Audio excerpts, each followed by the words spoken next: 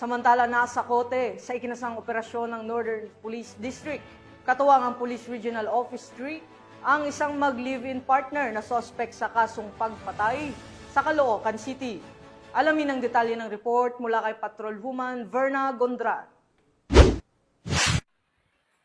Arestado ang dalawang sospek sa kaso ng pagpatay ng Northern Police District sa isang hotel sa Barangay 136, Bagong Baryo, Caloocan City sa pamamagitan ng joint operation kasama ang Zambales Police Provincial Office at Police Regional Office 3. Pasado 11:20 ng umaga, unang nadakip ang 30-anyos na babae habang bumibili ng sigarilyo.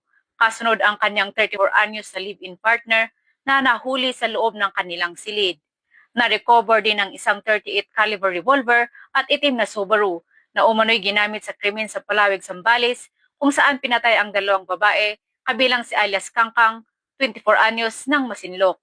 Kasalukuyang nasa kustodiya ng Zambales PPO ang mga sospek baril at sasakyan para sa kaukulang investigasyon at pagsasampa ng kaso. Mula dito sa Metro Manila, ako po ang inyong PNN correspondent, Patrolwoman Verna Gondran, alagad ng batas, tagataguyod ng Balitang Pulis.